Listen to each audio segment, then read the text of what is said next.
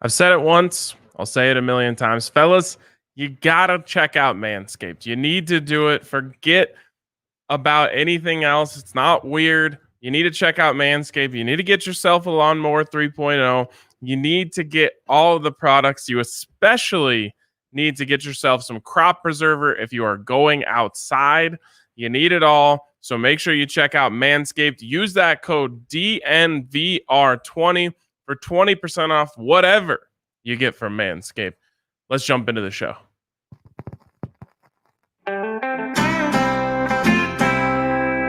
Broncos country is sitting in the south stands, drinking the Coors from Mile High, the best part of the weekend. Hugging the perfect stranger, they become a friend, having a good time when the orange and blue WIN. Tuning in every day with the good folks down at DNVR. All right, welcome in to the DNVR Broncos podcast, DNVR Broncos live to those of you tuning in on YouTube and Periscope. And might I remind you to go over to our YouTube channel, subscribe to our YouTube channel. Make sure you give us a thumbs up on this video and our other Broncos videos. We really appreciate that. And of course, we always love a good iTunes review as well from those of you who are listening to us via podcast. But, Zach, let me just give you the floor real quick. Go ahead. My boys, what's up? Happy to be joining you live here from Dove Valley. Great to have you, Zach. And, man, I was doing a bet show. I've been busy all morning, so I haven't been keeping up much with what went down at Broncos Training Camp, so I cannot wait to hear what you have to say. And I know already from the headline that you sent me that it's going to be an exciting one.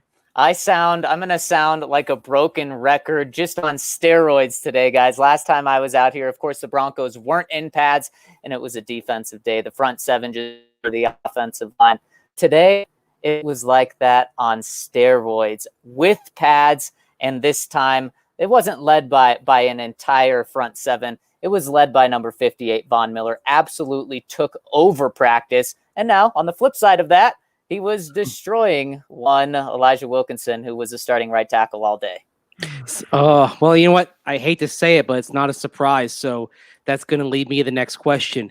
When did DeMar Dotson play, and when do you expect to see him move up the depth chart?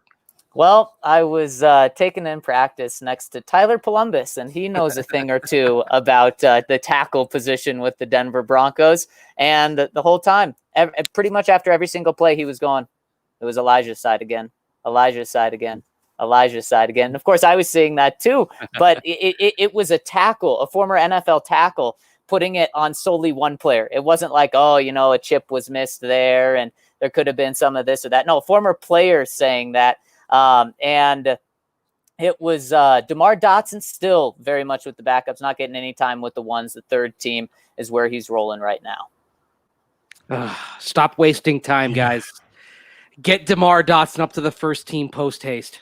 Just end the charade, please. I mean, Zach, was this bad enough where you think the coaches got to go have a meeting and say, look, we realize Dotson's got to get his conditioning up to speed and this, that, and the other thing, but offensively, we're not going to be able to get a thing done as long as we have Von Miller going up against Elijah Wilkinson. I don't know how you can't. And today it was ones against ones. Yesterday they had the ones against twos.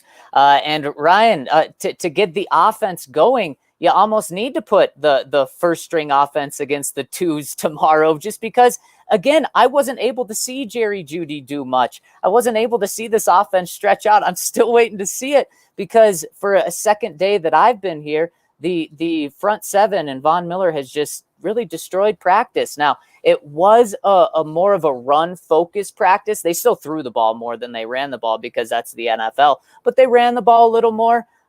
But I was still seeing in the run game, there wasn't much room outside of one or two plays where a hole popped open for anything to happen. And again, now the runs were crashing from all sides, but number 68 just kept letting those guys come in. It's tough to hear. You hate to pile on a guy, and you hate to hear time after time after time that he's struggling out there. But it's been a tough start for a guy who I think a lot of fans were hoping was going to win the left tackle competition. And I put competition in air quotes.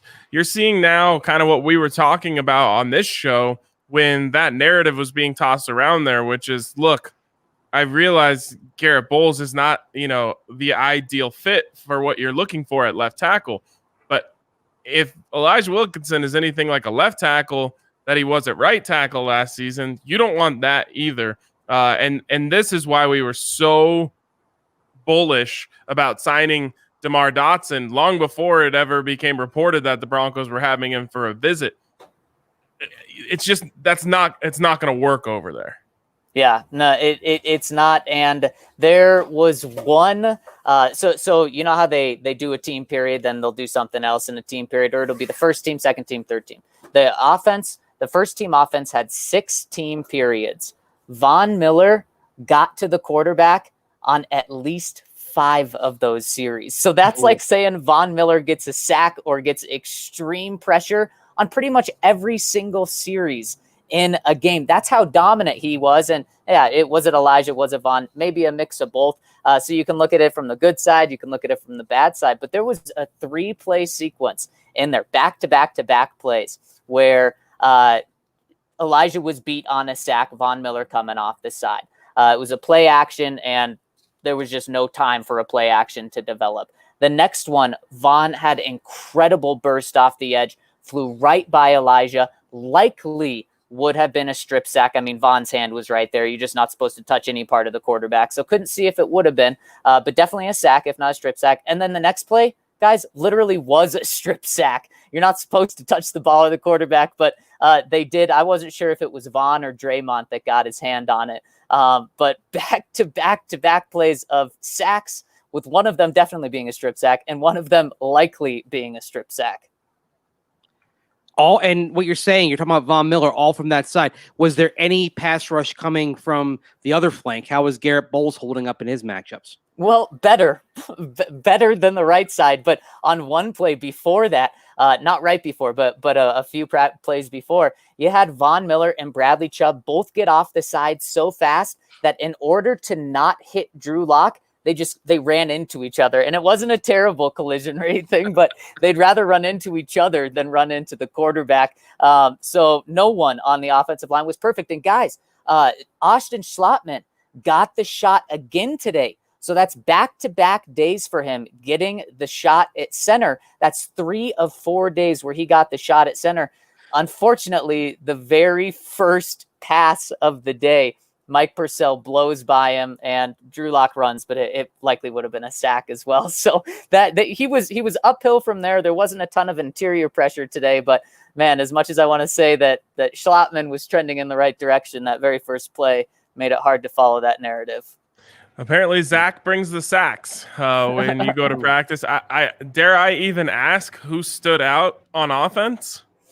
Melvin Gordon stood out on offense. Phillip Lindsay, Melvin Gordon shared the load again, and I'll get to both of the running backs right now. Melvin Gordon had the play of the day on offense. You had Jerry Jeudy, Cortland Sutton, Noah Fant, and Tim Patrick out there for pretty much the majority of practice. When it was the first team wide receivers, that was it. So good news to report that Jerry Jeudy now seems to be a staple with the first team offense. That's something we've been begging for, and it seems, at least in today's practice, that was the case. But you had all of those guys out there, tons of weapons, and Drew Lock, this was in a red zone period from about the 20-yard line, throws this dime. It was a perfect ball, perfect coverage from Alexander Johnson on Melvin Gordon in the front right corner of the end zone, drops it right over his shoulder.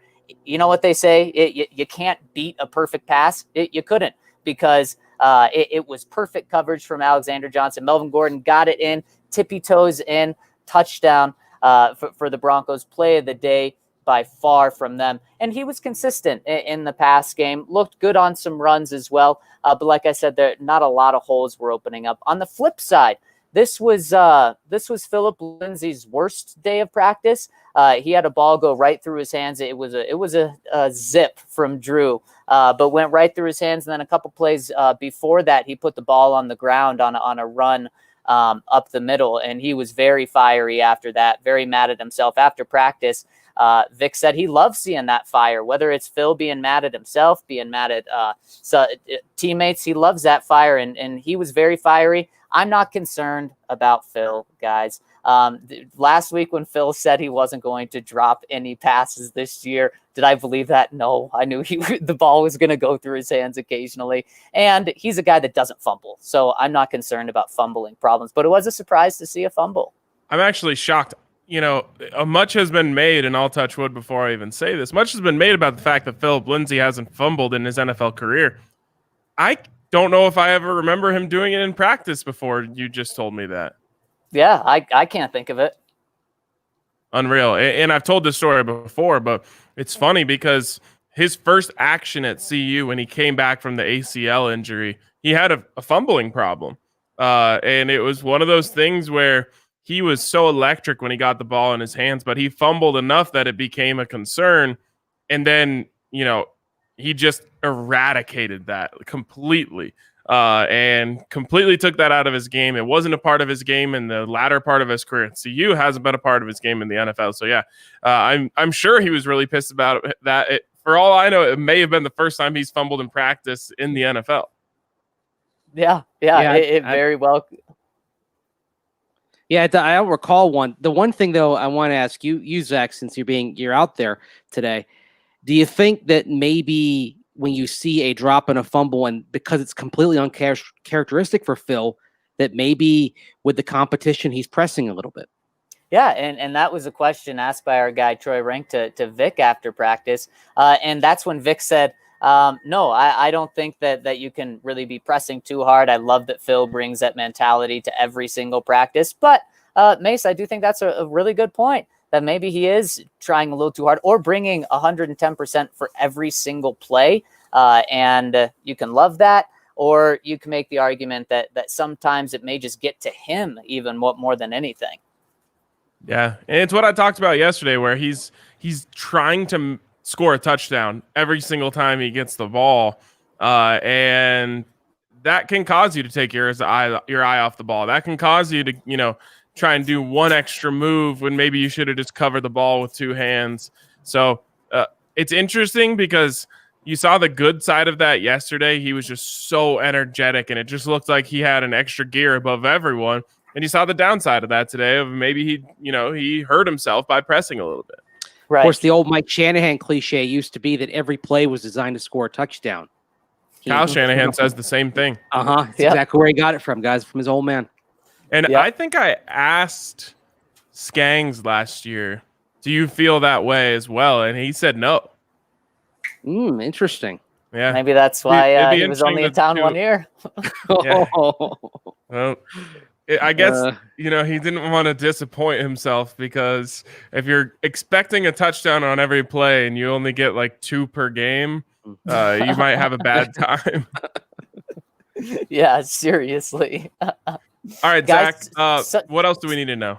Some other good things from practice. I liked what I saw from the third cornerback position from the Broncos. A lot of rotating today on both sides of the ball. But at cornerback, I liked what I saw from Yadam, and I really liked what I saw from Devontae Bosby. Devontae Bosby had another pick today, and Yadam had a PBU going up against Cortland Sutton. So was a big fan of both of those guys today. Michael Ojemudia got in a couple of snaps with the ones, but I didn't see him flash.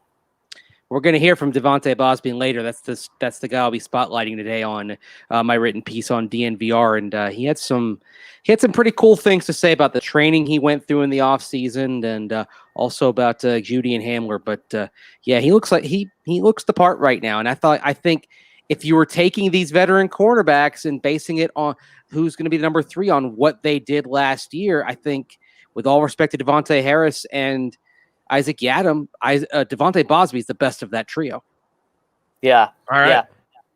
Well, and that gives me a quick chance to tell you that if you want to read that story, if you want to read Zach's full report from camp today, go to the DNVR.com and subscribe. When you subscribe, you're going to get a free t-shirt of your choice, and we just dropped 2 beauties yesterday if you're an Avs or Nuggets fan. And of course, we'll have more Broncos ones coming this year. And You'll get a free mask so you can be safe. And you'll get all of our content. You'll get to access the DNVR Lounge, which is a great place to hang out. I'm sure some of our members can vouch for that. And I think we actually have the new shirts if you want to check those out. So there they are right there. That Avs one, man, that 90s style design. I know that Broncos fans are also nostalgic for the 90s as Avs fans are as well. So there's all the options, lots of Broncos options, Buffs, Rams, Avs, the whole thing. So make sure you go to thednvr.com and give us a chance with a membership. Okay, Zach, you were getting ready to start a point there. So go ahead. Well, some good news that we did see on the offensive side of the ball. KJ Hamler getting some runs with the ones. We had a formation where you had Jerry Jeudy, Cortland Sutton, KJ Hamler, Noah Fant out there. And boy, I mean, that's the future. And again, didn't get to see anything come of it today because Von Miller decided to ruin practice and ruin the offense's plans. But I'm happy to see that we're not waiting 3 weeks to see Jerry Jeudy and KJ Hamler get in with the ones.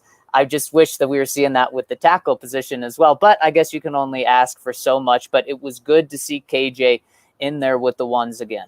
Well, sometimes you can see the intent of their long-term plans with glimpses in camp because, like on Friday, we did see that Jeudy, Hamler, Sutton, Fant alignment for a couple of plays. So I think that's where they want this thing to go. And when it came down to it, the Broncos wanted Elijah Wilkinson to be the right tackle because he's younger, he has upside, but at the same time, you can't deny what you're seeing out there on a day-to-day basis. Yeah. And from what I've heard, this isn't like we're holding Dotson back, has to earn it type of thing, as much as it is we're trying to get him up to speed with the offense and get him up to speed with the altitude. Right. Exactly. So some other things from today's practice, there was tons of rotating at wide receiver today. Like I said, you had Jeudy and Sutton in there for the most part, but you also had like Kendall Hinton getting in there with the ones. You had guys all over the place getting in with the ones. And I got to think that's the team just trying to give these young guys a shot here or there to prove themselves just because they don't have the preseason games to do that. But it was definitely the most rotating that I remember, and like number 3, number 4, number 5 guys getting in with the first team. It was the most that I've seen. So I'm curious if that continues. But it was very good to see Jeudy and Sutton out there being the staples of the wide receiver group for the Broncos. And man, after practice, Jerry Jeudy again receiving extremely high praise from another vet in the secondary. AJ Boye just couldn't stop talking about Jerry Jeudy, said that going up against Jerry Jeudy is already helping him work on his game. An 8-year vet going against a rookie. I mean, you can't make this stuff up. It's incredible, the praise that he's getting. Real quick, Zach, just to circle back, would you say that the Broncos are hinting that they like Kendall by letting him play up there? Yes, and he's hinting that he deserves a spot at least on the practice squad, making a few catches today. That's absolutely wild, though, with AJ Boye. I mean, this is the type of stuff we have been talking about, though, for so long. It's guys like Mohamed Sanu, I believe, reaching out to Jerry Jeudy for route running tips when he's a junior in college. It's Kareem Jackson now saying he's the best route runner. Or gets in and out of his breaks as good as anyone he's ever seen. AJ Boye saying going up against rookie Jerry Jeudy in his 4th practice in the NFL is helping the 8-year vet get better. This stuff is insane. It's not a one-to-one comparison by any means, but this is what Chiefs fans were like freaking out about with Patrick Mahomes. When he got there, the praise from top to bottom of the roster was off the charts from, the second practice. There was fables coming out about 80-yard passes in the air and this, that, and the other thing. And you were just hoping from the Broncos perspective that it was all training camp hype. But there's a certain way, there's no one you should listen more to than defensive veterans when it comes to offense.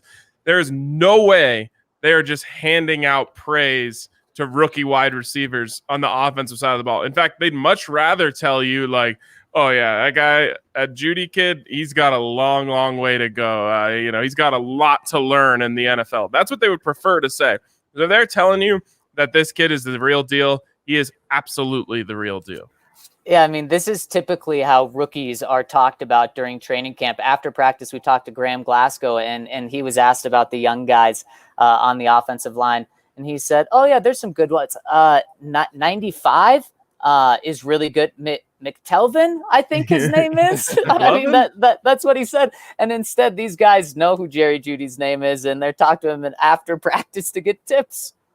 Wow. Unbelievable.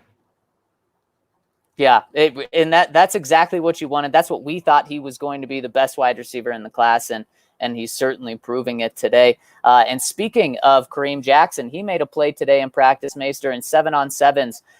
Drew Lock just really floated a ball up in the air down the right side, playing that free safety or playing safety back there. He roamed over, easily picked it off, and then was off to the races. It was just 7-on-7, so I don't want to put as much emphasis on it as in team. But that was a poor decision, a poor ball, and a good read by Kareem. Yeah, I think it's also good to note that with Drew Lock, it's not 100% that there are going to be mistakes. It's okay. I don't think anybody should be getting worried about the interceptions, in part because one thing that Drew Lock showed last year is that when he made mistakes in games, he learned from them and got better. If he has a mistake, a bad read, a bad throw, even if it's Kareem Jackson, one of the better safeties in the league, making a play on it, he's going to learn from that. So it's funny, when there were 2 interceptions for Drew Lock on Friday, there was some concern in the Twitter sphere, but I'm like, okay, come on, let's just dial it back in a little bit. Most of what Drew Lock is doing is just fine. Yeah, and I'm not worried about that at all either, Mason. I'm actually very impressed with his decision making. Both days that I've been here, I haven't got to see him light it up, but I have seen good decision making. Like I said, that was the only really bad decision that I saw from Drew today, and it was in 7-on-7, so not even that important. Today, he wasn't able to move around and get out of the pocket as much as he was on Sunday. Lot of sacks today because it was coming from the outside, and there was just no room for Drew to go. So, but his decision making is good. Instead of, it's better to take a sack instead of throw a pick. And unfortunately, there are times where you have to take sacks. And unfortunately, today, there are a lot of times. Were there any turnovers from anyone across the team? Yeah, with Devontae Bosby had that pick. Kareem Jackson had the pick in 7-on-7s. And Bosby's was during team. Now, that was against Jeff Driscoll. Bosby was blanket coverage, I believe, on Tyreek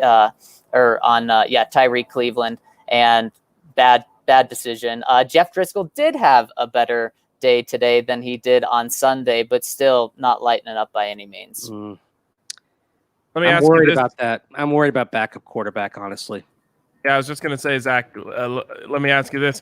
Do you notice any discernible difference between the number 9 in this training camp and the number 9 in last training camp? No, and before you even asked the question, I already knew the answer, and I was shaking my head because I've thought about that both practices. It doesn't matter who's out there. And I actually thought you were going to say the difference between number 9 and number 4. But there's no real difference between those guys right now. And now I do think that he will get the benefit of the doubt for a very long time, especially with no preseason. I think it's going to be tough for Brett Rippon to take that spot.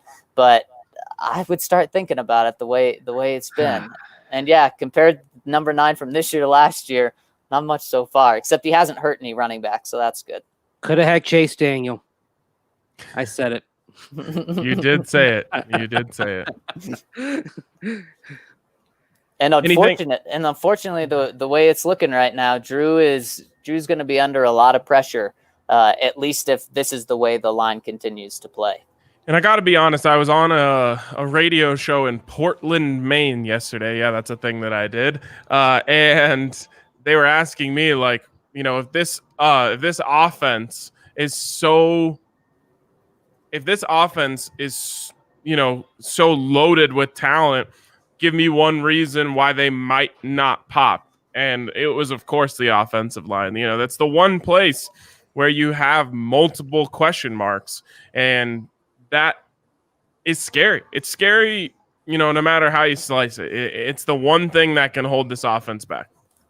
Yeah, exactly. And one more thing from practice today, there was another Drew Lock interception during the team period. He tried to fit a dart into a tight window that wasn't there. Justin Simmons tipped the ball, and AJ Boye, who wasn't even covering that play, jumped and caught it at the very, very corner of the sideline, got his feet in. And of course, the offense was saying it was incomplete. The defense was saying he got it, but a really good play by Justin to break that ball up, and a really, really nice play by AJ Boye to make a heads up pick.